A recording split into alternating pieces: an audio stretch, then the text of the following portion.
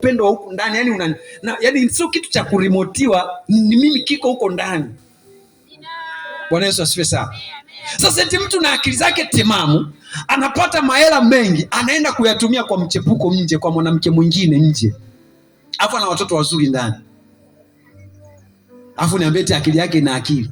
Akili yake haina akili. Sasa kati ya mimi na wao nani ana akili? Haleluya, haleluya.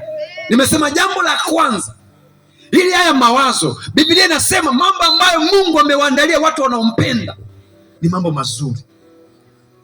Ni mambo manini? Mazuri. Mungu amekuandalia vitu vya thamani, lakini watu wengi hawako tayari kumngojea Mungu, hawako tayari kumsubiri Mungu, hawako tayari kumwamini Mungu, kukubali mchakato, kwa sababu kabla Mungu hajaufunua mpango wake kwako, kuna vitu lazima avishughulikie kwenye maisha yako.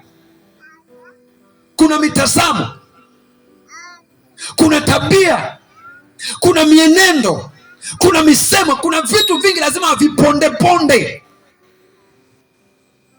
Haleluya. Tunaenda pamoja wapendwa, kupitia neno lake kama hivyo. Umekuja hapa, mwambie jirani yako usikose wiki ijayo. Ili Mungu afanye vitu kwenye maisha yako, kuna vitu lazima kwanza vife ili vitu vingine vichipuke ndani. Haleluya. Ndio maana anasema njooni kwangu. Hauwezi ukapata vitu vya Mungu kwanza kabla ya kuruhusu kujitoa kwa Yesu, kuutoa mwili wako, kumpa Yesu maisha yako. Si kama tunaenda pamoja? Mathayo 11:28 anasema njooni kwangu ninyi nyote. Hakusema baadhi, ninyi nyote. Anasema njooni kwangu. Ndio maana sisi tunapiga hivi, mtu anaona hizi kelele tunapiga hapa, anasema wale walokole hawana akili, wanapiga tu makelele pale. Hawajui kinachoendelea kwenye ulimwengu wa roho. Maishani mwako kwenye ulimwengu wa roho kuna vitu vinafanywa sasa hivi ambavyo Mungu angekufungua macho ukaona, usingewahi kupuuzia ibada. Usingewahi kupuuzia nini mpendwa? Ibada. Hapa ndio mahali ambapo zinafanya operation bila visu. Operation bila nini? Bila visu. Kuna vitu Mungu anang'oa ndani, anapandikiza vya kwake, kwa sababu umeuitikia nini? Wito wa Mungu. Njooni kwangu. Kwa kuna mahali Yesu yupo. Mwambie jirani yako kuna mahali Yesu huwa anakuwepo. Saa zingine anaweza asije kwako, ukamuita Bwana nisaidie, anambia njoo huku, niko hapa, njoo hapa, njoo hapa, njoo hapa, njoo hapa. Kwa uchaguzi ni wako.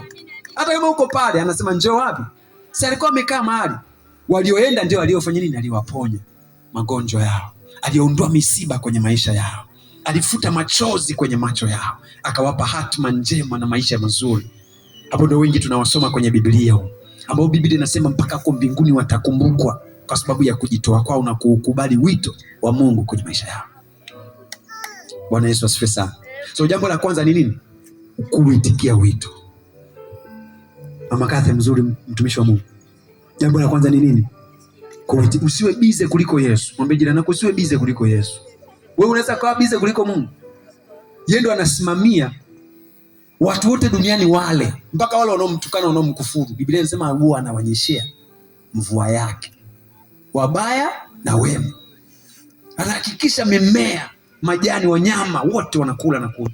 Yeye ndo anazungusha hizi sayari kwenye mihimili. Anasimamia nguvu za mbingu zikae katika mihimili yake. Anakuja anakuambia mwanangu njoo, unamwambia Mungu mimi niko busy. Haleluya. Haleluya. Sasa hivi ni saa ngapi? Muda wangu umeisha, 2:32. Jamani. Jambo la kwanza nimesema ni nini? Jambo la kwanza nimesema ni nini? Jambo la kwanza nimesema nini? Kuitikia wito. Jambo la pili tutaliangalia wiki inayokuja, ili ni kuruhusu kaendelee kapate na chakula. Kama ulikuwa umeacha chakula kwenye hotpot kisije kikapoa. Amen. Simama kwa miguu yako.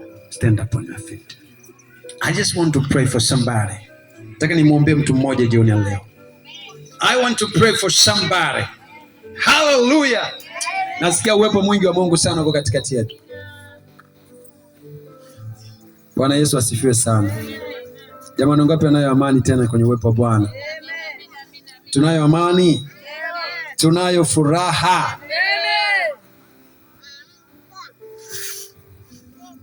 Tunayo furaha. You are stepping on my line.